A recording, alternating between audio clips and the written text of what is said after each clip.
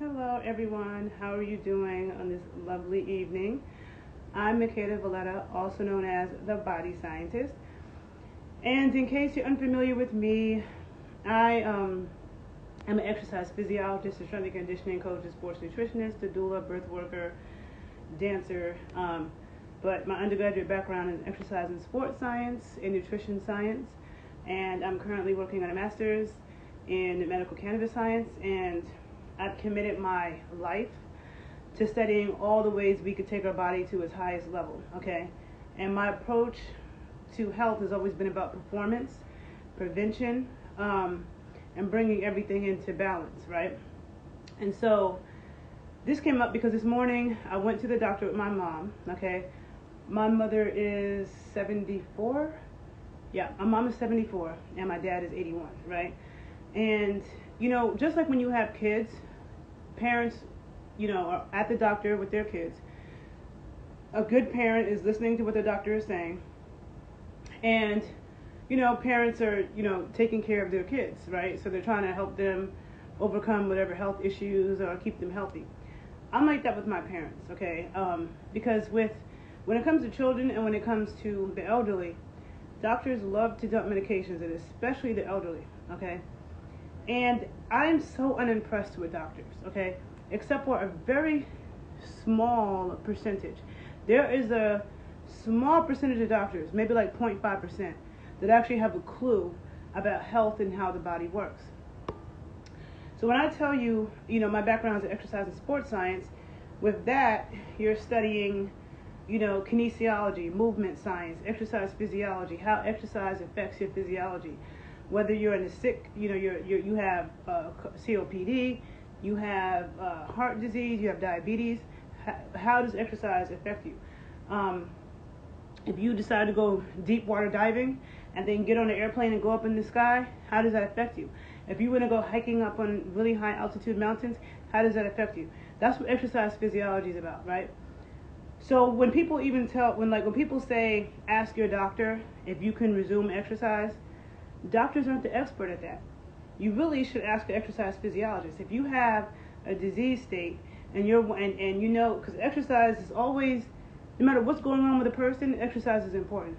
But if you have certain health conditions or not, exercise can be detrimental as well. It can be good for you, because it can also be detrimental if you're not exercising correctly, or you're not doing the right kinds of exercises, or you're doing too much of certain things. It can actually cause you to be damaged, lose muscle, get injured, and so that's not what we want, and that's not what happens when you are exercising effectively. That is not the doctor's realm, okay? I have a nutrition background, right? Doctors are always giving little nutrition advice, right? So I'm just going to say, without telling too much of my mother's medical history, I'm so glad that I went to the doctor with her this morning. And my mother, she listens to the things that I say, right? She's very good at reading labels. She understands to stay away from seed oils. She gets grass-fed stuff, pasture eggs, grass-fed butter. My mom understands these things, right?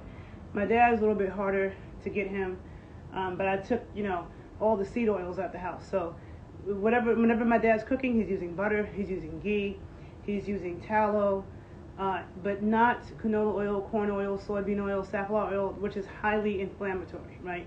So I just remove them, and I make sure I keep those fats there for him. When I'm in New York and I'm making bacon, I save the bacon fat jars so he can cook with that, okay? Because they're super important. So, I'm looking at the doctor. Like, doctors don't impress me because they go through, like, this checklist of questions, right?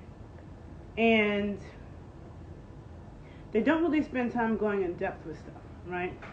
That's another thing. And it never occurs to them, like, how certain things affect each other. So sometimes you have, and I see this all the time with working with people. I might have a client who has skin issues, they have gut issues. So let's say they have digestive issues.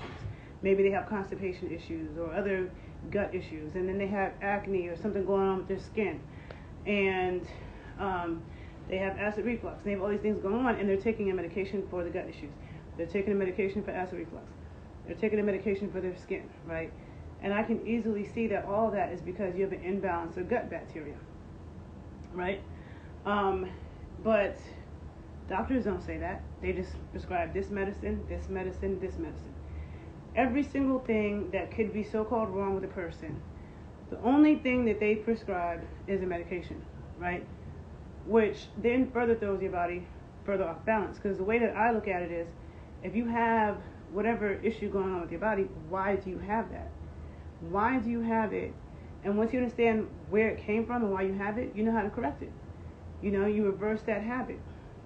You fix that nutrient.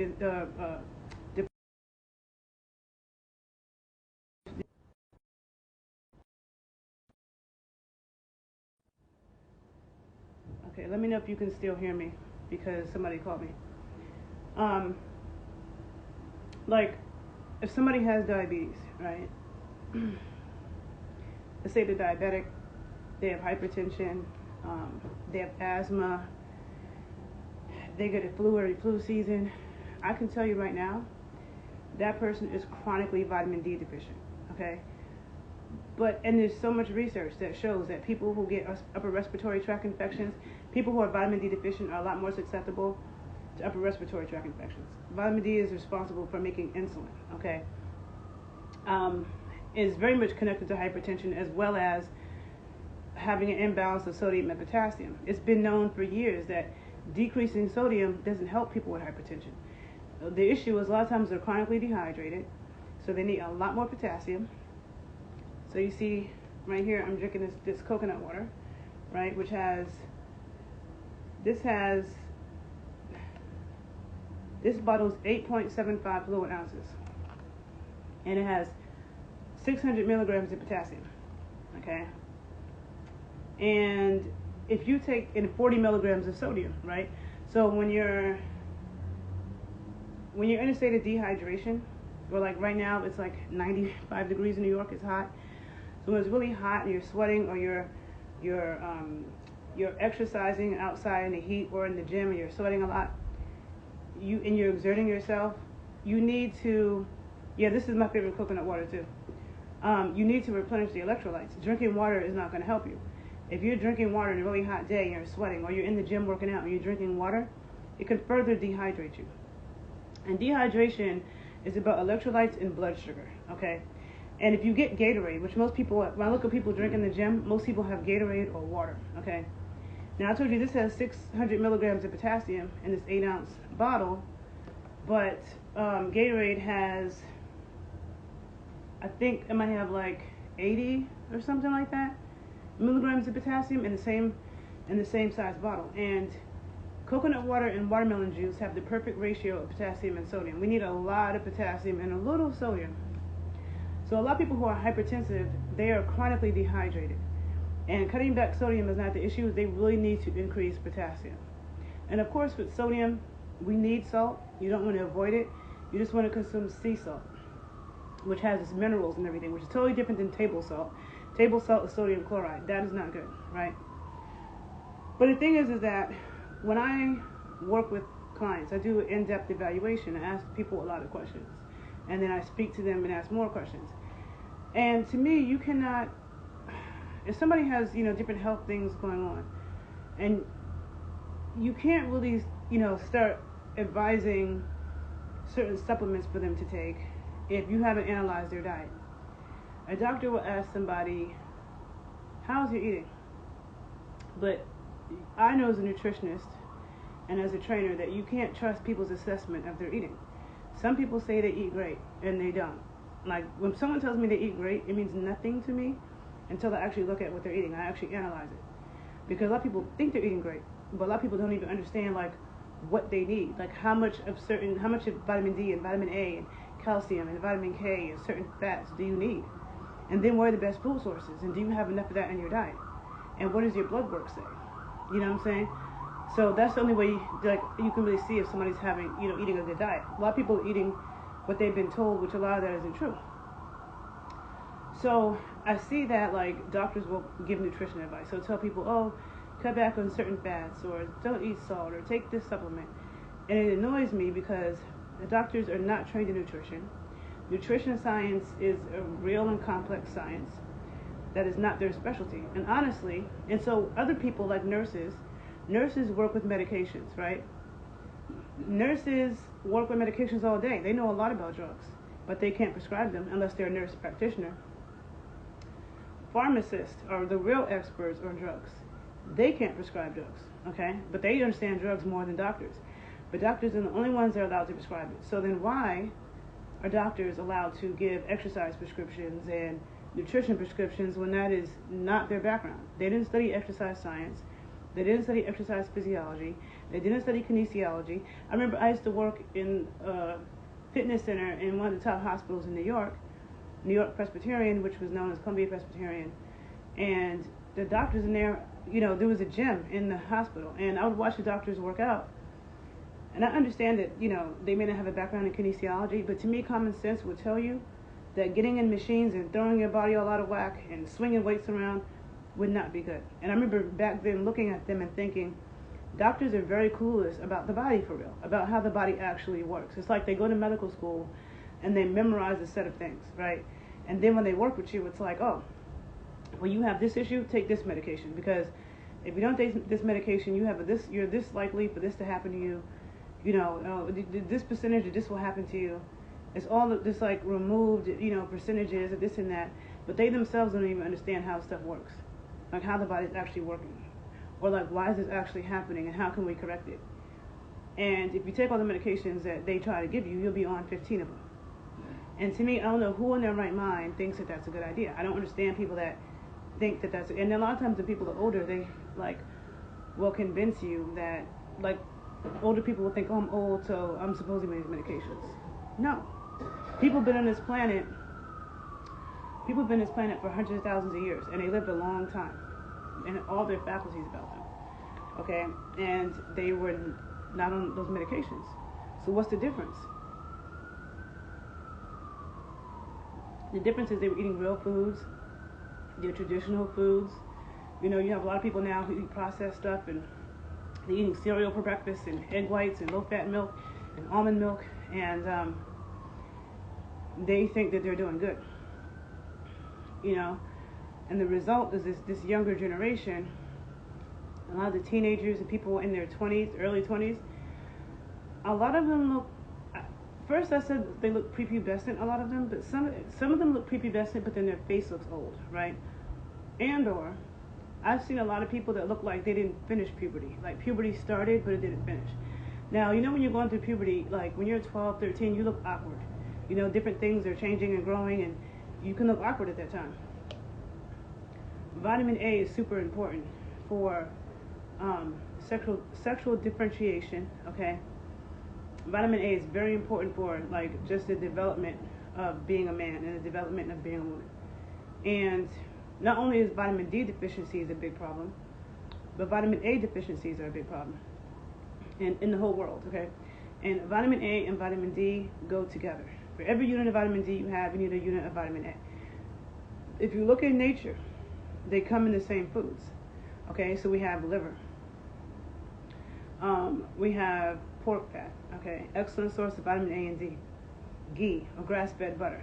But ghee is even more potent because ghee is just clarified butter fat, pure butter fat, without the proteins and the carbohydrates that are also in the butter. Like the carbohydrates in the butter is lactose. The protein in the butter is whey and casein, okay? So in ghee, they remove the proteins and the carbohydrates from the butter, and it's just pure butter fat, okay? And butter fat is high in butyric acid, which is extremely good for your gut, okay? Extremely good for your gut and your gut flora. But ghee is very high in vitamin A and D. Then you have fish eggs. Any chance I get to eat fish eggs are an excellent source of vitamin A and D. As are shellfish is very high in vitamin D. And you can I don't think that the vitamin A is that high. Shellfish is low in fat and high in vitamin D and cholesterol, which the cholesterol is good because vitamin D is made from cholesterol, as are your sex hormones, your testosterone, your estrogen, your sex and your stress hormones are made from cholesterol. You need cholesterol for proper brain function. What was I going to say? That having a buttery sauce, if you make shellfish and you have a buttery sauce, it can give it that fat, because you need fat to absorb the vitamin D, which is a fat-soluble vitamin, and it can also give you some vitamin A. So these foods are demonized, pork fat, butter, tallow, which is beef fat, of course from grass-fed tallow,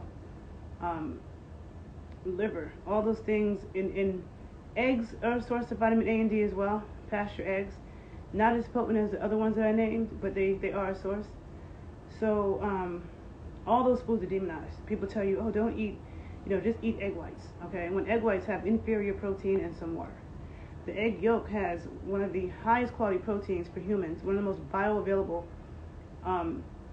sources of protein after whey protein, which is in raw milk, which is the best for muscle recovery and muscle building. Whey protein, which naturally occurs in milk. But then you also have the protein in egg yolks, okay? Highly bioavailable for humans. And then you have the B vitamins. You have vitamin A and D. When you look at pasture egg yolks, the yolk is orange. That orange yolk means that it's high in vitamin A and iron. True vitamin A, not beta carotene, which is not true vitamin A. I did a video where I get into depth about vitamin A. You can go watch that. But true vitamin A only occurs in animal fats, and vitamin D only occurs in animal fats, okay? And they occur together. So, and I see that a lot of this younger generation, they grow up, at least in the U.S., they grow up consuming canola oil and, cereal for breakfast and low-fat dairy and, just crap. But it's a lot of them aren't eating whole eggs, You have their, they're eating processed eggs, or they're eating egg whites, or they're eating plant-based butter, or, and they're not getting the vitamin A, which are important. Vitamin A is an important growth factor, important for your hormones as well, very important for your development and sexual differentiation, right? So I feel like I see it when I look at a lot of this younger generation. A lot of people just don't look right, okay? A lot of boys are too little. It's just a lot, right? So none of this stuff is talked about. The doctors don't mention any of that stuff. It's just, and then the way that they like to push vaccines on people and medicine, it's like most of them, their mind is turned off from like if you talk about how you're actually making real lifestyle changes. First of all, they don't know enough about that. Like these things that I'm telling you, a lot of them don't even know this. So even if you told them, oh well, I'm doing these things instead, a lot of them chuckle at it, giggle at it, they think you're crazy because they're brainwashed to believe in this medical model that and push you with all this fear that you have to take this medication and this medication. Like maybe somebody has diabetes and they're not making insulin and you have to take insulin. Okay. And even then, diabetes can be reversed. And of course, we know there's different kinds of diabetes. But if you're diabetic, I'm almost sure that you're chronically vitamin D deficient. And you also need to eat a lot more fats, good fats, like saturated fats and animal fats, really. Not the, you want to stay away from the seed oils. Not vegetable oils, because they don't come from vegetables. They come from seeds. Canola oil, corn oil, safflower oil, soybean oil, that stuff is terrible. If you want cancer, and you want to have inflammation in your body, then consume that. If you want to prevent Alzheimer's disease, and you want to have good skin, and you want to have good gut health, and you want your hormones to be okay, you want to prevent cancer, you need to be consuming a lot of grass-fed butter, okay? Stuff like pasture lard, grass-fed tallow.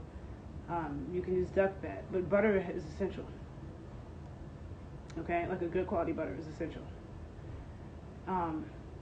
Because it has all the fats you need for your brain. The omega-3s, the long-chain saturated fats, and you need long-chain omega-3s, which are only in animals as well. Plants do have omega-3 fats, but they're not the same as the ones that are in animals, and they are not as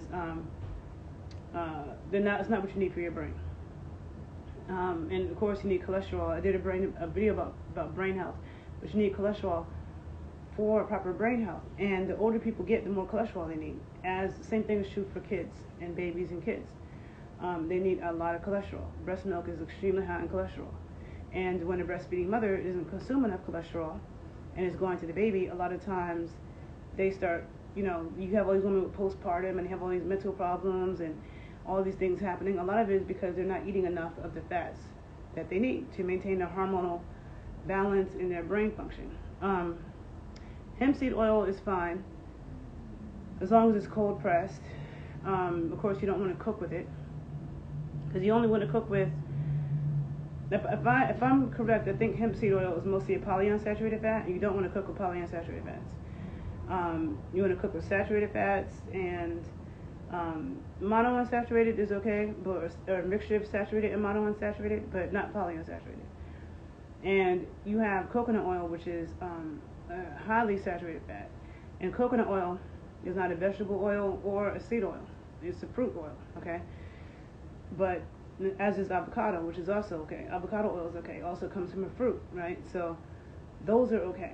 But the canola, soybeans, safflower, corn oil, sunflower oil, that stuff is poison, okay? And so I just find that, that's definitely why I do what I do when it comes to educating, but it's just so annoying to me the way that I watch doctors, and how they just ask very surface questions. They don't seem to realize how things connect, and they just want to be like, oh, okay, take this pill, and then they really want to pressure you and make you feel like, they'll say that you have autonomy and you can make your own decisions, but a lot of times they have this kind of sarcastic, energy towards you, as if you don't know what you're doing. And okay, if you want to do that, then, and it's like so ridiculous to me. Grapeseed oil, not good. Grapeseed oil is not a good one.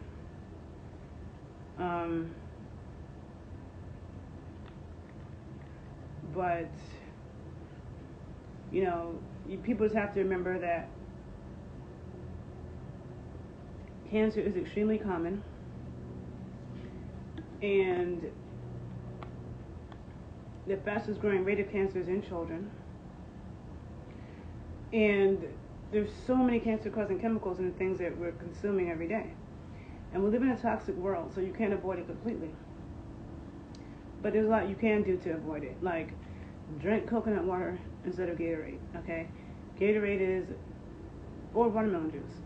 Or, if we don't have those two, any fresh squeezed juice, if we need to dilute it with water. But Gatorade has artificial colors in it, which is seriously cancer causing. It has brominated oils in it, okay, which is terrible. And a whole bunch of other terrible things. Everything about it is terrible. And I always tell people the only time you should drink Gatorade is if you're literally about to pass out from dehydration, and the only option you have is Gatorade and water. At that point, you would sip on some Gatorade, because if you're about to faint, you need something with some sugar in it to revive you. Water alone won't do it. Like, if you go to the hospital for dehydration, they don't give you water. They give you a saline fluid, which is very similar to coconut water, okay? So, yeah, I did a video some years ago about why I don't take, about how to be careful who you take health advice from. And there are a lot of people that talk about nutrition who that is not their background. And I'm really big about people staying in their lane. But to me, when you start studying exercise science and kinesiology, and you study nutrition science, those two things to me are two of the biggest keys and roots of how the body works and how to improve certain issues. So, for example, if somebody has a bad, their back is weak, or they have bad knees, or you messed up your shoulder, exercise is important for that. Exercise is important to, if you have a knee problem, you need to strengthen the muscles around your knees to take the stress off your joints. But you also need to know how to do it properly and what correct exercises to do so you don't make your knee worse. Same thing with your shoulder. If you have a shoulder injury, you need to do exercises to strengthen that joint, because the shoulder joint is the most unstable joint in the body. And once you dislocate your shoulder, you have a permanent issue. And the only thing you can do is strengthen the muscles around it. But if you don't know what you're doing, you can make it worse. But it's a must. If you have a spinal problem, same thing. If you want to lose body fat, you have to strength train and know how to exercise properly, because exercise can be counterproductive too. You can do things that cause you to lose muscle and put a lot of stress on you. Now you're training for a marathon, now your hips and your knees are jacked up, right? So no matter what's going on with a person, the nutrition side really matters, and what they're doing with their body really matters. And so to me, like, there are other things you can talk about, the mind, but to me the mind goes perfectly into exercise. Like, somebody who's serious about exercising and training, it also is going to deal with your mental, period. Okay? If you're playing extracurricular sports, or you're going to the gym, or you're taking yoga classes, or it's going to affect your mental health and how you think about things. Like, people who participated in sports for an extended number of years, they can a lot of times pull back. Like, something's happening in life, they can a lot of times reflect back to being on a sports team and not giving up, or being there for their team, or training hard, or pushing through things. Those are things that people can then carry on into life when they're going through tough times in life, right? So to me, engaging in strenuous activity does, or for me, like dancing. I can't, be upset about something and I'm dancing. Like, it's going to change that whole mood, change your energy. So to me, it is directly related to mental health, as is nutrition. A lot of people who are depressed and have schizophrenia and mental issues, a lot of them, their nutrition is off. They're not eating the right kinds of fats that they need for their brain. Okay? So, in people's hormones, okay? That's another thing, that people will have issues and they have mental problems, they have hormone firing issues. All the neurotransmitters, nutrition plays a role in the balance of your neurotransmitters and how things are firing, and the hormones that are being made. All of that goes back to nutrition. So the fact that you have people, giving health advice who don't have a background in either one of those things, and you have a lot of so-called trainers out here who don't have a background in it either. So what they're teaching is very superficial and lightweight. They're giving one-size-fits-all workouts for everybody. They're not teaching you proper technique. And if you just decide to do some workout you saw, and you're in your house doing it, 9 times out of 10 people are doing it wrong. And you need someone to correct your form and make sure you're doing things correctly, so you don't end up blowing your back out, jacking up your shoulder, jacking up your neck, or having some type of back issue from doing the exercise wrong. And or you don't reach your goals because you're not being taught how to properly progress. You can't do the same workout all the time. You have to know when do you make it harder, and how do you make it harder, and how it's called progressive overload. That's how you become stronger, increase your lean body mass, and make progress. It's called progressive overload. But how do you know how to do that on your own if that's not your background, right? So people do need supervision, unless they're extremely experienced. They do need supervision of how to do things correctly, how to properly design your program.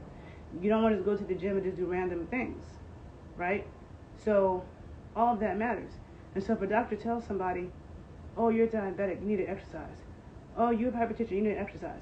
They don't know anything about that to even guide somebody about what would be appropriate for them and what's going on with them, right? And so all those things to me, and it's crazy because all of this, this is what I've been about and studying for the past 20 plus years.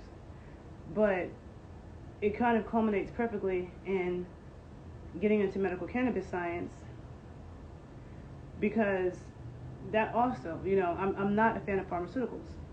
I think that every pharmaceutical that you can name, every single last one of them, throws your body further off balance, right? It causes another issue.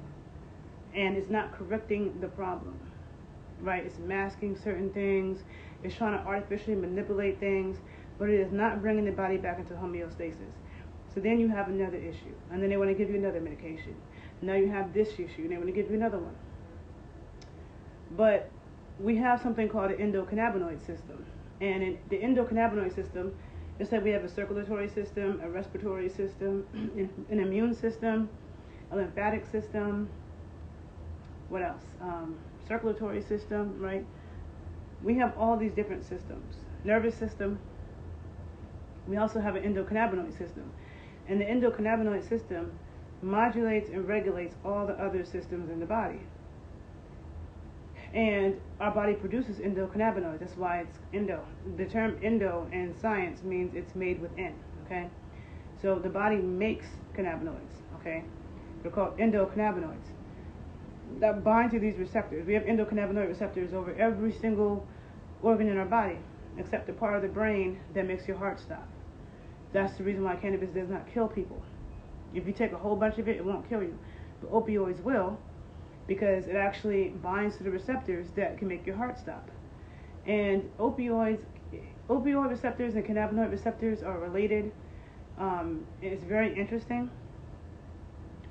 But cannabinoids are extremely beneficial in dealing with pain and inflammation. But unlike the NSAIDs, the non-steroidal anti-inflammatory drugs, and the painkillers, it's not addictive. It's not going to kill you. It's not going to block your COX-2 enzymes, which the COX-2 enzymes actually help your body to heal. And people take these COX-2 inhibitors to deal with inflammation. And COX-2 plays an important role in our gut and hold on. Okay. Yeah, in our gut and healing. And so cannabinoids don't do that. They actually help your body heal and come back to homeostasis. So you have people who are on all these medications, like a cancer patient, right? They'll be on medications because they're nauseous because of chemo and radiation. They'll be on painkillers because of it, sleeping pills because of it, all because they're on chemo. Now they have a whole chemo and radiation. Now they have a whole other list of drugs to take from the side effects from that.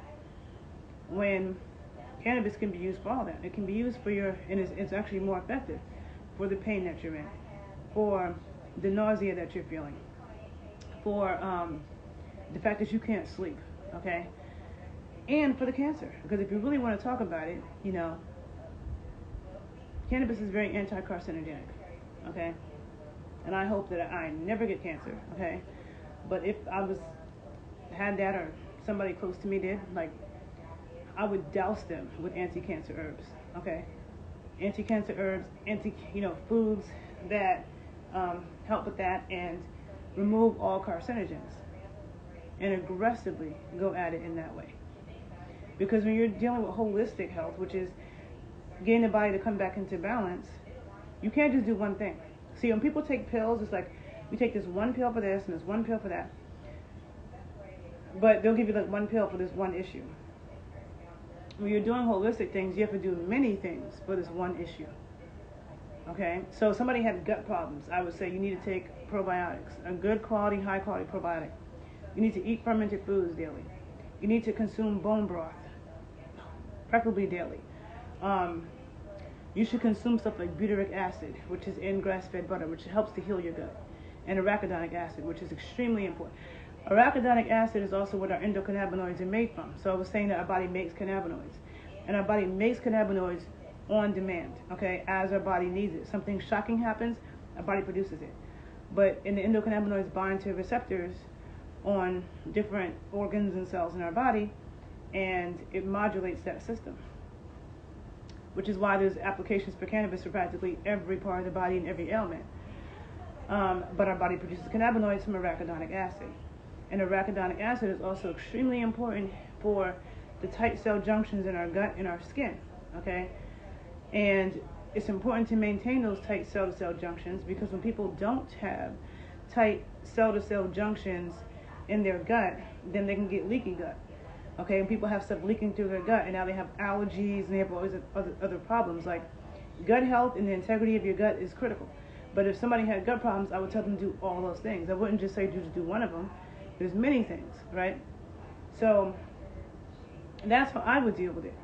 And even if somebody is going through chemo or radiation, you want to have the most nourishing foods, which a lot of them can't eat, but bone broth, especially marrow broth, I would be having them drink a lot of green tea, taking a high dose of cod liver oil, and definitely a high dose of cannabis, okay, in whatever form, probably Rick Simpson oil, RSO, which is extremely powerful, and, for somebody who's dealing with cancer. If it was something on their skin, or if it was breast cancer, I would have them massage cannabis-infused coconut oil into that area. You know what I'm saying? And you attack it from multiple places. And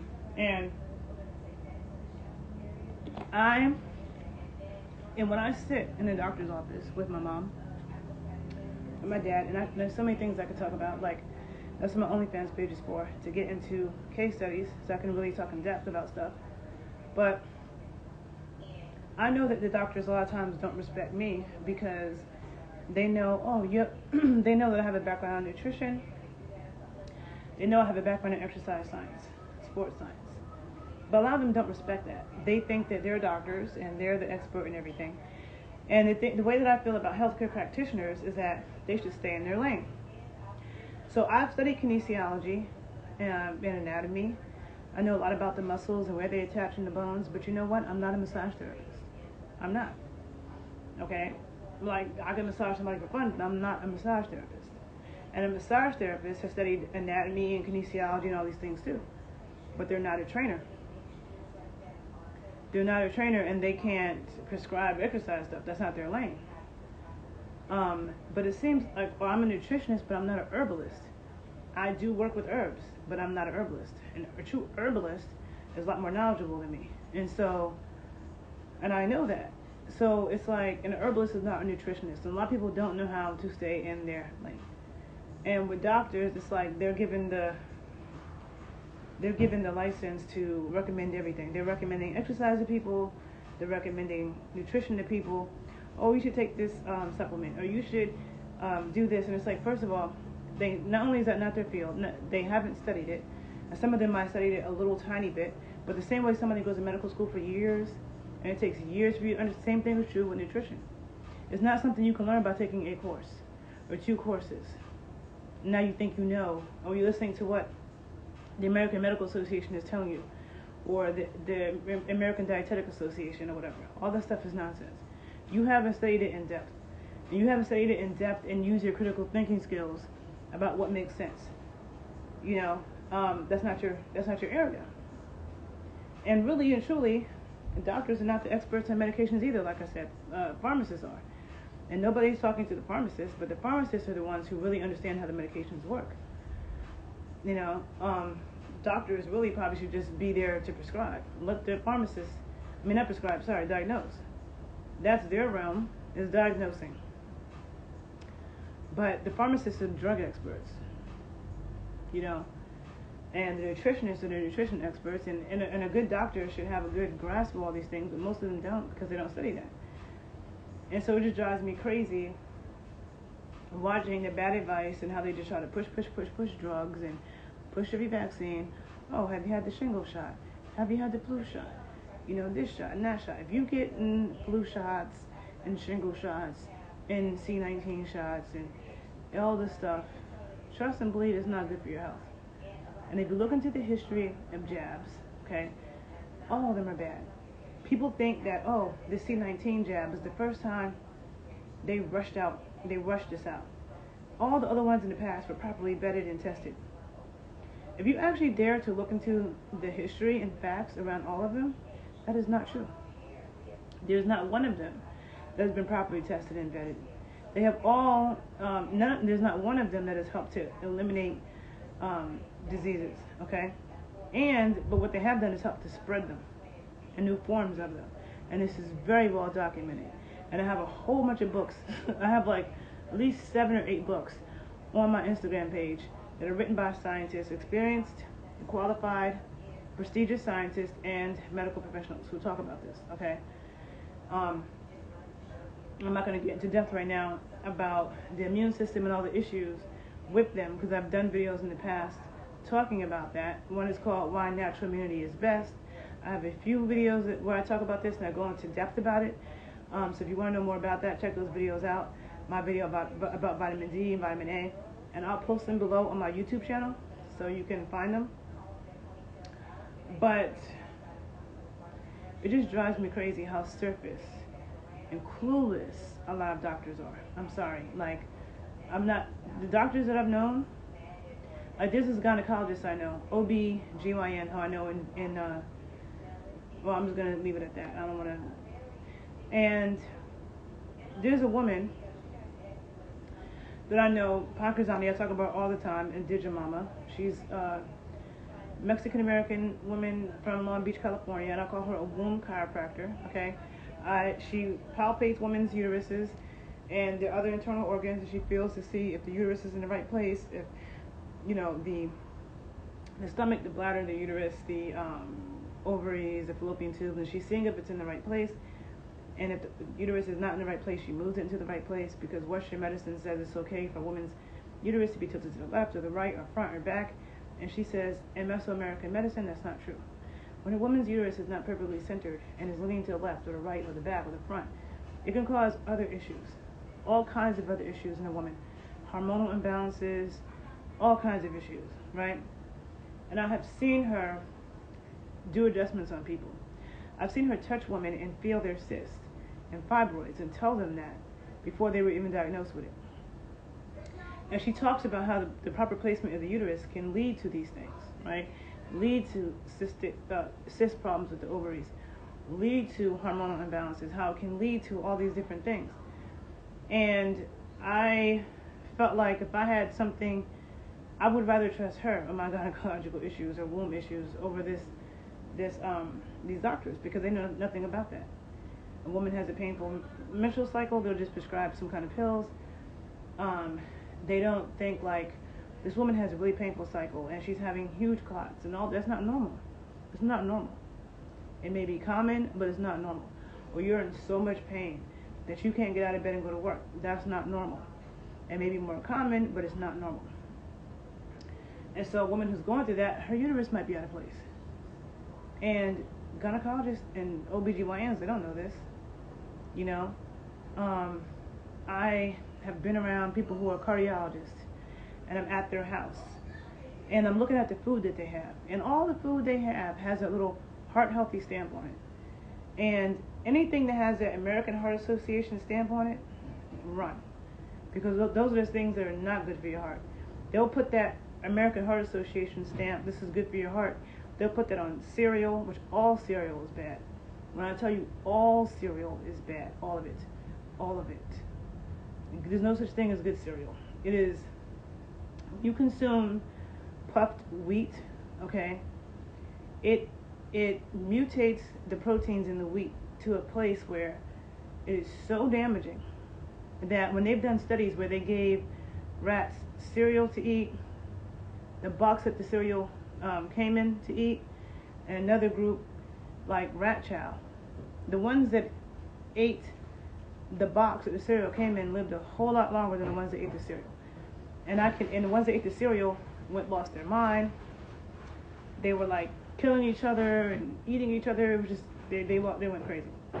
And I can post the information about those studies below my YouTube video as well. The cereal is not good, okay? But so they'll have a stamp that this Wheaties is good for your heart. It's low in cholesterol, and saturated fat, which you need cholesterol and saturated fat for your heart. It's not a problem for your heart, actually. Eggs and bacon is actually a good breakfast. That's really a heart-healthy breakfast. And all the people who live to be 95, 96, 97, 98, that's what they ate. That's what they ate. If you have a grandmother from the Caribbean, from down south, find out what they ate, okay? And a lot of them, that's what they were eating. So, I'm at this cardiologist's house. I see he got canola oil. He got soybean oil. He has, big jars of protein powder, which is toxic. I was at the house of another doctor I know who's an infectious disease doctor. He's an MD, PhD, infectious disease doctor. Actually helped work on the C19 jab. Everything that was in his house was highly inflammatory crap. Maybe some almond milk or some skim milk, or just stuff with canola oil in it. So to me, it's rare that I see a doctor that has any clue about health for real and how the body even works for real. They are the most unimpressive people. I'm sorry, and I don't mean to offend doctors that might be watching this, but this is just how I feel. Like, I don't think that it's all of them, but I feel like it's a very small percentage that has a clue. And I don't think that they mean to do harm. I just feel like they're indoctrinated by a system where it's like they have very strict rules about what they can say and do, or they'll lose their license. And most of them don't spend time reading research. A lot of practitioners don't read research. And the people who read research, a lot of times don't work with people. And there'll be so much research out there. Like the fact that lauric acid, which is in coconut oil is like mostly lauric acid. Lauric acid kills lipid-contained viruses. Lipid-contained viruses are the herpes virus, the HIV virus, HPV virus, the C19 virus. Those are all lipid-contained viruses. It is very well documented, okay? Very well documented. I've known this for over 20 years, okay? Very well documented that lauric acid kills these viruses. So wouldn't it be great to add a lot of coconut oil to your diet? Put coconut oil in your skin, because your skin is a part of your immune system. Our skin is our largest organ in our body, but it's a part of our immune system. It's the first thing that is the border of what, the barrier of what comes in our body. And our skin health is connected to our gut health. What's good for your skin is good for your gut. Okay? So it's like that's not what they study. That is not what doctors are studying. They're studying, first of all, and then when they're going to medical school, it's so tough. They don't have time to study other things. All they can do is study what they're being given, do well in their exams so they can pass things, get their residency, and then in residency they teach you whatever it is, whatever compartmentalized body part that you're working on, and you just learn about that. You don't understand how it connects to other things. You're not understanding how it connects to other parts of the body, how it all connects. How this skin issue is connected to your gut issue. Dermatologists aren't telling people that. They're giving them creams and this and take that. Big Pharma ruined the American medical system. Yeah, it's not just in America, it's in the world, okay? Big Pharma has ruined medicine everywhere, okay? Everywhere. And when people talk about Cuba, for example, not only have I been to Cuba 5 times, and my mom went to the doctor in Cuba, my aunt went to the doctor in Cuba, and I sat in the doctor's office and watched them be examined. And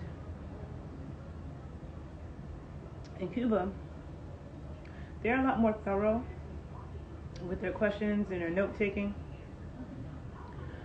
And in the Cuban pharmacies, they do have herbal tinctures and stuff in the pharmacies, but they also have regular pharmaceuticals. And they still push that on people. So C19 time, I think in Cuba people are forced to take that. If you think people were forced in America, I think they're really forced there. And they have their own version, but I don't want anybody's version of any of that. Childbirth in Cuba, I think it's maybe illegal or very difficult for women to have home births. They have a very medicalized birth that they don't really have a choice about. So my point is, even Cuba is not perfect, or not just not perfect, but exempt from being controlled by Big Pharma in their medical system. Okay, some countries may be a little bit more open to certain things, but it's a problem in the whole planet.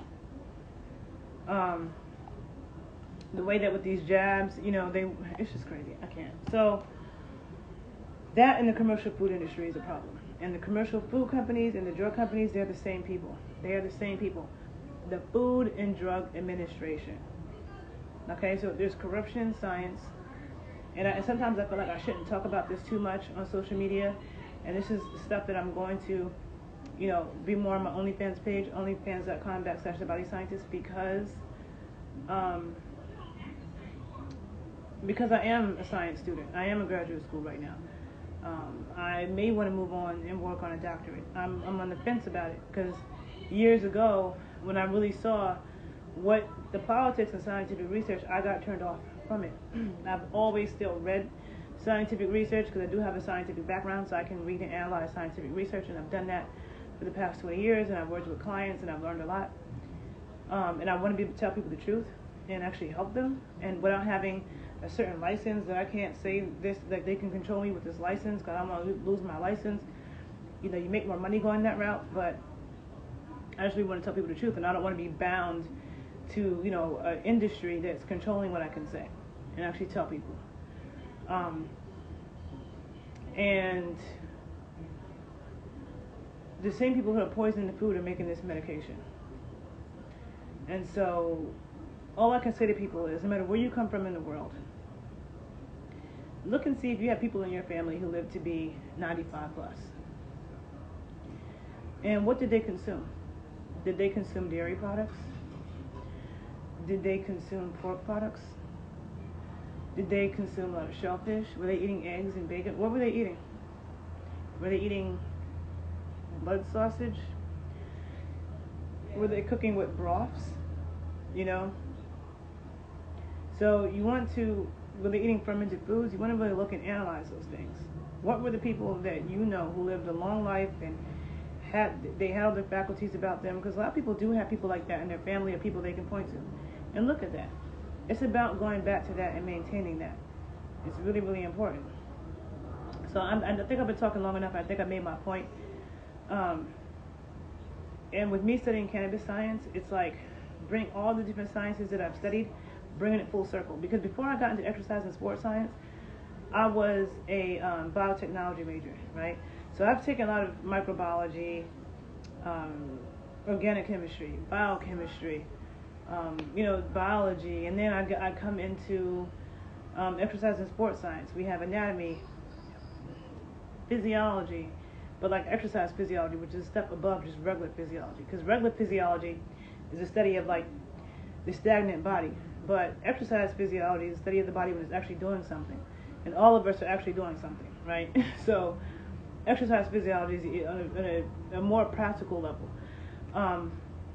To kinesiology, biomechanics. Then when you're in nutrition, it's a lot of biochemistry. Nutrition is a lot of biochemistry. And some basic chemistry too. And cannabis science, and so biotechnology was about genetic engineering. So I was very much into genetics, and you study a lot of that when you're a biology student. So that's my scientific background. And infectious disease, I love microbiology. I took microbiology at City College in New York, made me fall in love with the whole world of microbes and understanding that.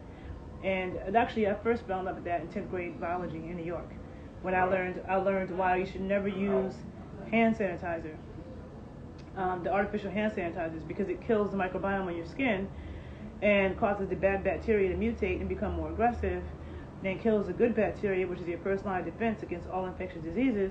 So I, ever since 1997, have avoided using any type of hand sanitizer or artificial antibacterial soap on my skin. I will not use it. Regular soap is fine. I'll go wash my hands. Like, if you're dirty and you need to wash your ass, like, do you just spray sanitizer in your butt crack? No. You get in the shower, you use soap and water, let the water run on you, scrub and clean. You don't cover dirtiness and filth and disgusting shit with chemical antibacterial shit. That's nasty, first of all. And it's just not good for your immune system. And it's just bad, okay? So I love microbiology and infectious disease, all of that. So now, coming into cannabis science, we're studying genetics, genomics. Genetics and genomics plays a role because you're dealing with the plant genetics and genomics. Physiology plays a role. Understand a lot of organic chemistry, actually. Understanding what's the difference between delta 9 and delta 8 and delta 10. What's the difference between CBD and THC? That's organic chemistry. Looking at the actual chemical makeup, how, where the certain bonds are, what makes them different.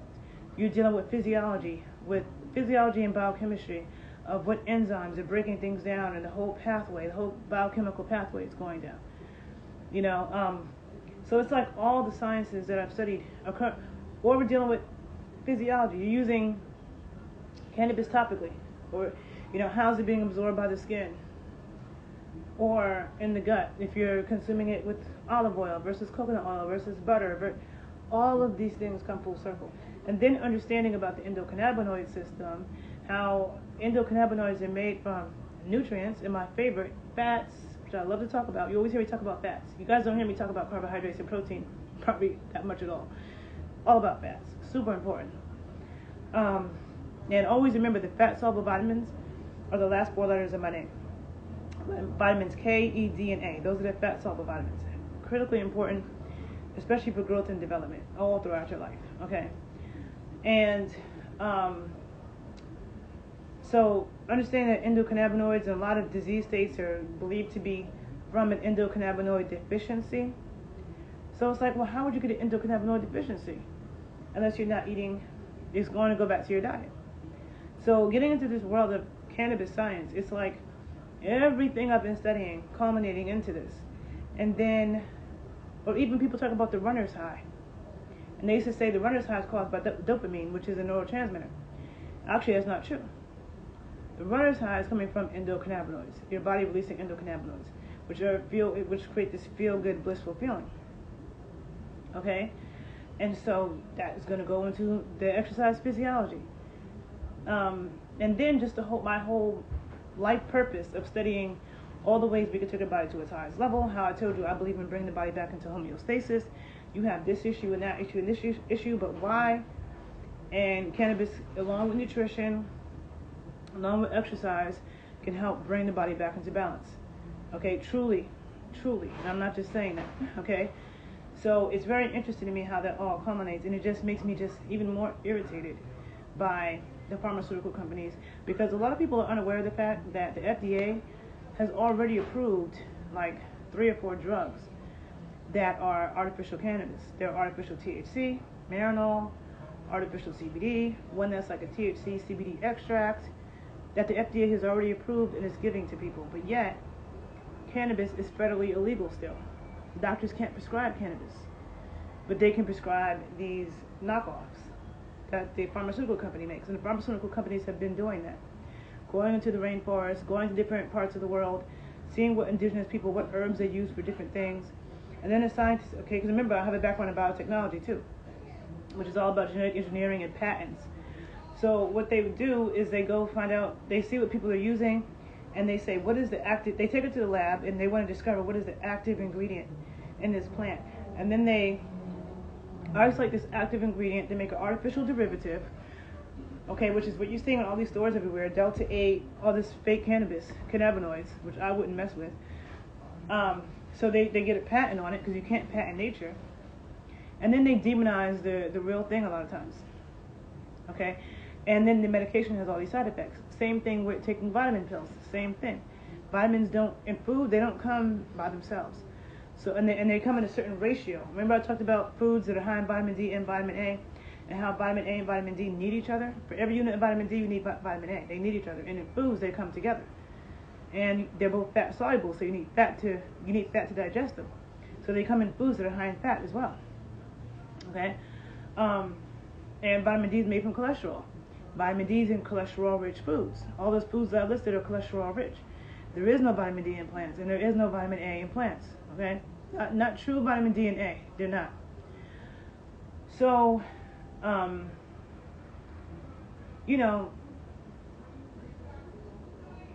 the pharmaceutical companies, yes. So they isolate it, and so now you have all these side effects because it is not, that so-called active compound is not in the plant with all the other cofactors, all the other things in the plant that play a role in how that active ingredient is metabolized and utilized, and the other cofactors that play a role. It's not there. That would balance it out. So now you have all these side effects, So I've been talking for almost an hour. This video is about to end. I'm about to end it. I think you guys get the point. If you learned something from this video, please like it, please share it. If you're on Instagram, please join me on YouTube at The Body Scientist 81. I'll be posting some more videos underneath on YouTube. If you're on YouTube, make sure to follow me on Instagram at _body_scientist, because on Instagram I post a lot of books and stuff and other things that I don't post on YouTube. If you want to just get more background stuff about supermarket trips, you can subscribe to my Instagram page. And if you want to ask questions, a lot of people have questions, and you have questions about certain health things or certain products, you can join my OnlyFans and you can ask the questions and I answer you, and it's interactive, so we can get more in depth, and I will be going over case studies there. And I'm always available to do one-on-one consultations with people. Okay, I've been working with people for 20 plus years, so no matter what's going on with you, I can help you make it better using nutrition, exercise, and cannabis if it calls for it. So definitely feel free to email me. I'll put that information below, thebodyscientist81 at gmail.com. And yeah, so if you learned something, please like it, please share it, take care of yourself, check out my other videos, and have a good evening. Okay? Bye, people.